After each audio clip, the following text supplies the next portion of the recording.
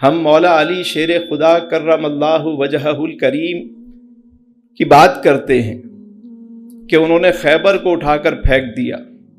بے شک پھینکا انہوں نے. کیا ہم نے کوئی اپنے اندر کی غلاظت اٹھا کے کبھی پھینکی؟ کہ مولا علی کے ہم بھی چاہنے والے ہیں. ہم نے کوئی اپنے اندر سے کوئی اپنی بری عادت کو اٹھا کے پھینکا؟ ہم نے نہیں پھینکا. ہم نے صرف نعرے لگائے، کیونکہ اس میں نفس خوش ہوتا ہے، مزہ آتا ہے، اور ان کی بات پہ عمل کرنے میں نفس جو ہے اس کو مشکل پیش آتی ہے، وہ روکتا ہے. ایک فرمان عالی شان ارشاد گرامی سیدنا علی شیر خدا کرم اللہ وجہہ الکریم کا ہم اکثر سنتے ہیں کہ جب کسی پر احسان کرو تو اس کے شر سے بچو. کبھی اس کو ہم نے سمجھا کہ یہ کیا ہے؟ کسی پر احسان کرو تو اس کے ڈاکٹر صاحب اکثر یہ ذہن میں آتا ہے نا کہ پھر احسان کیوں کریں. بات ذہن میں آتی ہے کہ ہم احسان ہی کیوں کریں. لیکن اس بات کو سمجھیں کہ جب کسی پر احسان کریں، کسی کے ساتھ بھلائی کریں، کسی کے ساتھ کوئی نیکی کریں تو وہ اللہ کے لیے کریں. سنتے تھے نا بچپن سے، نیکی کرے اور دریا میں، تو نیکیوں کے دریا میں اس کو ڈال دو. خرابی کب پیدا ہوتی ہے؟ کہ جب ہم کسی پر احسان کرتے ہیں اور پھر اس سے توقع رکھتے ہیں. ہم کہتے ہیں ہم نے اس پہ احسان کیا، اور اس کو اپنے احسان کے نیچے دبا کے رکھتے ہیں کہ اب یہ ہمارا غلام ہے کیونکہ ہم نے اس پہ احسان کیا. اور اس کو بار بار وہ جتاتے رہیں گے، بتاتے رہیں گے، ستاتے رہیں گے. ایک دن آئے گا کہ وہ کوئی ایسا ری ایکشن دے گا تو ہم کہیں گے دیکھو اس نے کیا کیا، احسان فراموشی کی. اس کے شر سے بچنا یہ ہے کہ جب ہم کوئی نیکی کریں تو وہ اللہ کے لیے کریں، اس کو کسی صلے کے لیے نہ کریں، تاکہ ہم نفس کے اس وار سے اور اس شر سے ہم بچ سکیں. نیکی کریں تو کس کے لیے کریں؟ اللہ کے لیے. دوستی کریں تو کس کے لیے کریں؟ اللہ کے. مدد کریں تو کس کے لیے کریں؟ اللہ کے. بھائی ہم نے کسی کو کچھ دیا تو کیا ہم نے اپنے پاس سے دیا؟ سوال یہ ہے، اللہ کے دیے میں سے دیا ہے نا، مالک تو وہی ہے. ہاں توفیق اس نے ہمیں دے دی. تو جب اس کا خزانہ ہے اور ہم تو صرف کسٹوڈین ہیں، اٹھا کر آگے بڑھا دیا ہم نے، تو اب ہم صلے کی توقع رکھ کے بیٹھے میں. اب معاشرے میں یہ ریت بہت بڑھ گئی ہے. آپ دیکھیے ابھی ایک صاحب ملے مجھے، کہنے لگے کہ یار ہمارے ایک عزیز ہیں، وہ آئے ہیں باہر سے. پہلے تو بڑے بڑے گفٹ لے کر آتے تھے، ہم جاتے تھے ان کے ہاں تو ہم بھی لے کر جاتے ہیں. اس دفعہ وہ کچھ لے کر ہی نہیں آئے. بتائیے یہ کیا بات ہوئی؟ میں نے کہا اللہ کے بندے، آج کے دور میں ٹکٹ اتنا مہنگا ہے، وہ بیچارہ آ گیا یہ کم ہے. اتنے بھاری بھرکم ٹکٹ خرید کر وہ بیچارہ یہاں پہنچا ہے، اب تم وہ گفٹ نہیں لے کر آیا، یہ نہیں لے کر آیا. نہیں ہم بھی تو لے کر جاتے ہیں. میں نے کہا آپ کو اس نے کہا تھا لے کر آؤ؟ نہیں. تو پھر آپ کیوں لے کے جاتے ہیں؟ نہ لے جاؤ. اب لے بھی گئے، جتا بھی رہے ہیں، بتا بھی رہے ہیں. وہ صاحب تشریف لائے تھے ہمارے یہاں تو ہم نے ان کو پورا پروٹوکول دیا. اچھا ہم نے 3 دن ہمارے گھر پہ رکے، ہم نے گھمایا پھرایا، کھلایا پلایا. ہم گئے، انہوں نے لفٹ ہی نہیں کرائی. تو بھائی ہو سکتا ہے وہ بیزی ہو، مصروف ہو، کسی ٹینشن میں ہو، آپ وہاں پہنچ گئے تو یہ بھی تو ہو سکتا ہے نا، اس کے پاس وقت نہ ہو، اس کی مجبوری ہو. بھائی آپ ٹائم نہیں دے سکتے، آپ اس کو نہ دیتے ٹائم. لیکن یہ جو جتانا ہے بعد میں آ کے کہ یار اس نے کوئی لفٹ نہیں کرائی، یہ کیا، کسی کی غیبت کر رہے ہیں آپ، کسی کی برائی بیان کر رہے ہیں. معاشرے میں یہ چیزیں بڑھتی جا رہی ہیں. بھائی کوئی بھی کام کریں فقط اللہ کے لیے کریں، لوگوں سے توقعات نہ رکھیں. اور جب آپ اللہ کے لیے کرتے ہیں تو اللہ بہتر بدل عطا فرماتا ہے. یقین کریں. پہلے کے دور میں ہم دیکھتے تھے اپنے بچپن میں، کبھی بھی اس طرح ہوتا تھا، امی خالہ پڑوسن کے یہاں سے نمک مانگ لو. ارے بھائی نمک تو ہمارے یہاں بھی رکھا ہوا ہے، ارے بیٹا نمک لے لو. وہ لوگ بھی چیزیں مانگنے آتے ہیں، ہم اگر کبھی ان سے کچھ نہیں مانگیں گے تو انہیں بھی شرم آئے گی. تو کوئی چیز ان سے بھی مانگ لو. بات سمجھ میں آ رہی ہے؟ یار کیا خوبصورت دور ہوتا تھا کہ ایسی چیز لے لیتے تھے کہ اسے بھی کوئی چیز کی ضرورت ہو تو وہ بھی لے لے. ہر بندے سے اس کی حیثیت کے مطابق. ہمارے ایک استاد تھے, ہم ان کے پاس پڑھتے تھے یونیورسٹی میں, تو وہ کیا کرتے تھے کہ جو اسٹوڈنٹ باہر سے آئے ہوئے ہوتے تھے تو ان سے پوچھتے تھے تمہارے گاؤں میں کیا اچھی چیز ہے؟ صاحب ہمارے یہاں نا گڑ بہت اچھا ہوتا ہے. اچھا واپسی پہ میرے لیے ایک پاؤ جو ہے نا خالص گڑ لے کر آنا. ہاں سر جو ہم لے کر آئیں گے, بہت اچھا گڑ ہوتا ہے, بادام والا ہوتا ہے, تو یہ ہوتا ہے. لے آئے گڑ. بھائی تمہارے یہاں کیا اچھا؟ بھائی میرے یہاں جو ہے نا ساگ بہت اچھا. اچھا ایک تھوڑا سا نا بنا کے اس کو لے آنا. کوئی معمولی چیز منگوا لی تاکہ اس پہ بوجھ بھی نہ ہو, اور جاتے وقت ان کو کچھ نہ کچھ خود تحفے دے کر بھیجتے تھے. اور یہ میرے حضور کی سنت ہے. میرے آقا کریم علیہ السلام کے ایک صحابی تھے, ان کا نام تھا ظاہر بن حرام, دیہاتی تھے. وہ جب آتے مدینہ منورہ تو دیہات سے دیہات کی سبزیاں, پھل, اور دیہات میں ہوتا ہے نا ابھی جیسے سردیاں ہیں تو سرسوں کا ساگ ہے. اب کوئی دیہات سے آئے گا تو کیا لائے گا؟ ساگ آئے گا. تو وہ دیہات کی سبزیاں لے کر آتے, اور حضور نے فرمایا یہ میرا دیہاتی دوست ہے, میں اس کا شہری دوست ہوں. محبت دیکھیے حضور کی. اور حضور بڑے خوش ہوتے جب وہ کوئی دیہات کا تحفہ لے کر آتے, حضور خوش ہوتے. ہم لوگ تو برانڈڈ چیزیں دیکھ کے خوش ہوتے ہیں نا, فون بھی کرتے ہیں کسی کو تو آج کل بھائی وہ نیا والا آ گیا ماڈل موبائل کا, وہ لے کر آنا. یہ پاکستان سے باہر بیچارے جو اوورسیز وہاں پر ہیں, ان کے جو باقی لوگ ہیں یہاں پہ, وہ بیچارے کس حال میں ہوتے ہیں, اور یہاں سے بڑی بڑی ان کو فرمائشیں کی جا رہی ہوتی. شرم بھی نہیں آتی تمہیں؟ پتہ نہیں کتنی گرمی میں وہ وہاں کام کر رہا ہے, اس کو میرے لیے موبائل کا یہ لے کر آنا. کوئی چیز منگوانی ہے کسی سے تو ایسی چیز منگواؤ کہ جو وہ بیچارہ آسانی سے لے کر بھی آئے اور خوشی سے لے آئے.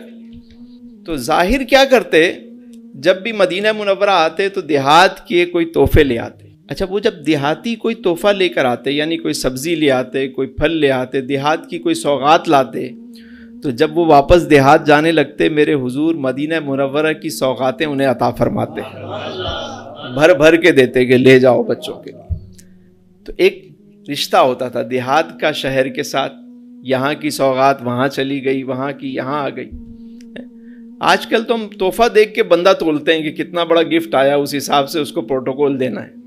تو بیچارہ دیہاتی آ گیا رشتہ دار اپنے حساب سے, کوئی ارے کیا لے کر آئے, گجک لے کر آیا ہے, یہ تل کے لڈو لے کر آیا ہے. بھائی محبت کو دیکھیں, خلوص کو دیکھیں. آج ہم مال کو دیکھ رہے ہیں سارے. ظاہر آئے مدینہ منورہ تو حضور علیہ السلام کے کاشانہ اقدس پہ جب حاضر ہوئے تو پتہ چلا کہ سرکار دو عالم صلی اللہ علیہ وسلم کہیں تشریف لے گئے, گھر پہ موجود نہیں ہیں.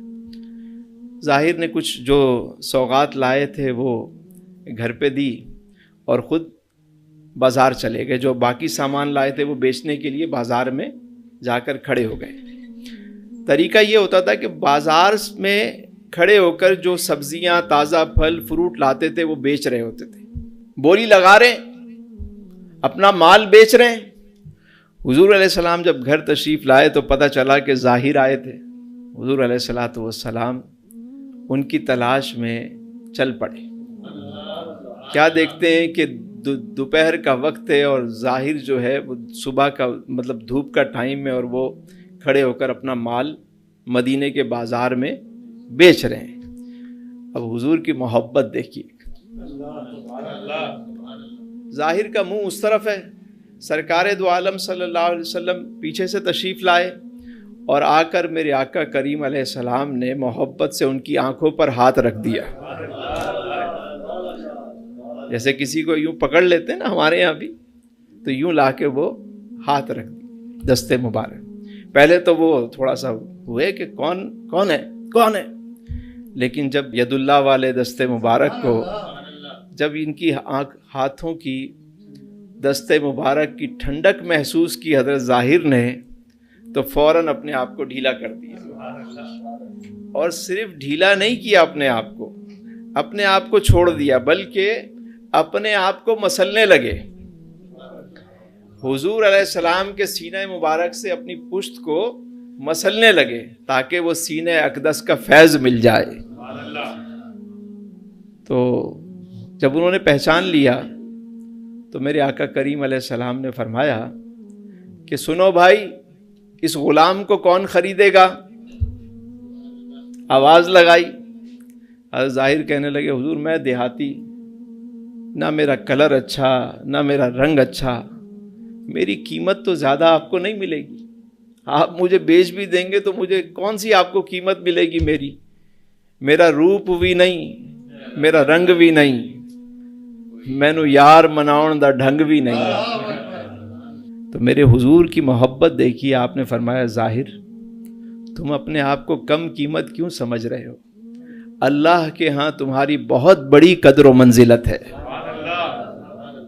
تو اپنے اس دیہاتی دوست کو میرے آقا کریم علیہ السلام ہمیشہ تحائف دیتے، شہر کے مدینہ منورہ کی تازہ کھجوریں دے کر بھیجتے، حضور کے پاس کوئی تحفہ آتا تو وہ انہیں دے دیتے۔ تو اس طرح کا صلہ ہونا چاہیے، اللہ کے لیے دوستی ہونی چاہیے۔ توقعات لوگوں سے جو ہم زیادہ رکھتے ہیں، اس سے خرابی پیدا ہوتی ہے۔ تو کیا فرمایا کہ جب کسی کے ساتھ احسان کرو تو شر سے بچو۔ کون سا شر؟ کہ جو ہم توقعات کا شر کرتے ہیں، اپنے نفس کو جو ہلاکت میں ہم ڈالتے ہیں۔ آپ فرماتے ہیں 3 چیزوں کے بغیر حاجت روائی پائیدار نہیں ہوتی۔ پہلی بات فرمایا کہ اسے چھوٹا سمجھا جائے تاکہ وہ بڑی قرار پائے۔ جو تم نے کسی کے ساتھ بھلائی کی ہے اس کو چھوٹا سمجھا جائے، اپنی نیکی کو چھوٹا سمجھا جائے، اپنی خدمت کو چھوٹا سمجھا جائے تاکہ وہ بڑی قرار پائے۔ جتنا بھی کرو بس یہ سوچو کہ یہ میں نے نہیں کیا، اللہ کے دیے میں سے دیا ہے، اس نے مجھے خدمت کی توفیق دی تو میں کسی کا کام کر سکا۔ ضروری نہیں وہ مال سے ہو، آپ نے کسی کی مدد کی، کوئی بھی نیکی کی، اس کو ہمیشہ چھوٹا سمجھے۔ پھر فرمایا اسے چھپایا جائے تاکہ وہ خود بخود ظاہر ہو۔ باب العلم نے بات ارشاد فرمائی کہ اسے چھپایا جائے تاکہ وہ خود بخود۔ ہم تو پورے اشتہار لگاتے ہیں، ابھی رمضان آنے والا ہے، یہ راشن کا تھیلا 10 لوگ آئیے حضرت آئیے، غریبوں کی مدد ہو رہی، غریبوں کی مدد ہو رہی یا اپنی تشہیر ہو رہی ہے۔ اسلام تو سکھاتا ہے دائیں ہاتھ سے دو تو بائیں کو خبر نہ ہو، یہ تم نے پوری لائنیں لگا دیں، پوری قوم کو بھکاری بنا دیا، مطلب یہ کیا تماشا ہے؟ اسے چھپایا جائے تاکہ وہ خود بخود ظاہر ہو۔ جب بھی نیکی کریں نا اس کو خود سے ظاہر نہ کریں، یقین کریں اگر اللہ کے لیے آپ نے کی نا اللہ تعالیٰ خود ظاہر کر دے گا۔ ہمارے ایک دوست تھے، ان کا انتقال ہوا تو یقین کریں جب جنازہ ہوا تو ایسے لوگ ملے، وہ بتانے لگے کہ حضرت تو ہماری بھی مدد کرتے تھے، ہماری بھی خدمت کرتے تھے، ہمارے ساتھ یہ صلہ کرتے تھے۔ ان کے اپنے بچوں تک کو نہیں پتا تھا کہ والد صاحب یہ سارے خیر کے کام کرتے ہیں۔ انتقال کے بعد شور مچ گیا، لوگ آتے، کبھی کوئی 1 ہفتے بعد آ رہا ہے، ارے وہ تو ہر مہینے ہمارے ساتھ یہ کام کرتے تھے، یہ چیز کرتے تھے۔ لوگ بتائیں کہ وہ یہ کام کرتا تھا، ہم خود اپنا اشتہار لگا کے کھڑے ہو جاتے ہیں۔ تو اگر دکھاوے کے لیے کیا ہے تو پھر صلے کی توقع کیا رکھو گے؟ لوگوں نے واہ کرنی تھی وہ کر دی، بات ختم۔ اللہ کے لیے کرو گے نیکی باقی رہے گی، وہ چھوٹا سا عمل کیوں نہ ہو، بہت چھوٹا سا عمل کیوں نہ ہو، لیکن اگر وہ رب کے لیے ہے تو وہ بہت بڑا ہے۔ تو دوسری بات ارشاد فرمائے اسے چھپایا جائے تاکہ وہ خود بخود ظاہر ہو۔ پھر فرمایا اس میں جلدی کی جائے تاکہ وہ خوشگوار ہو۔ وہ نیکی جلدی کی جائے تاکہ وہ خوشگوار ہو۔ اگر کوئی کام کرنا ہی ہے تو جلدی کر دیں، دیر نہ کریں، انتظار نہ کرایا کریں، اور اگر نہیں ہو سکتا تو صاف منع کر دیں، आसरे में भी ना रखें लोगों को। बात समझ में? ये जो हमारे यहाँ है टाल मटोल चीज़ें, लाइनें लगवाना, एप्लीकेशन लिखवाना, धक्के खिलाना, अगर कर सकते हैं तो यस, नहीं कर सकते तो मना कर दें। फिर हज़रत अली रज़ी अल्लाह ताला अन्हु एक और बात इरशाद फरमाते हैं जो इसी से रिलेट करती है। फरमाया कि जहाँ ज़रूरत से सिवा है वहीं कहीं ज़रूरतमंद भी मौजूद है। जहाँ ज़रूरत से सिवा है वहीं कहीं ज़रूरतमंद भी मौजूद है। अगर अल्लाह ने किसी को तेल का कुआं दिया है तो कहीं ना कहीं कोई चिराग इंतज़ार में है। ठीक है, आपको कुआं दिया इसीलिए गया है कि उसका चिराग रोशन रहे। ये निज़ाम कुदरत है, इसको समझने की ज़रूरत है। ज़रूरत से सिवा जो चीज़ आपके पास है देना शुरू कर दें, आप यकीन करें आपकी ज़िंदगी आसान हो जाएगी। इस पे हमने पहले भी काफ़ी दफ़ा बात की, लेकिन ये वक्त की सबसे बड़ी ज़रूरत है कि अब आपके पास अगर कोई चीज़ एक्स्ट्रा पड़ी हुई है तो वो उठाकर आप दे दें, अगर आपकी ज़रूरत की नहीं है।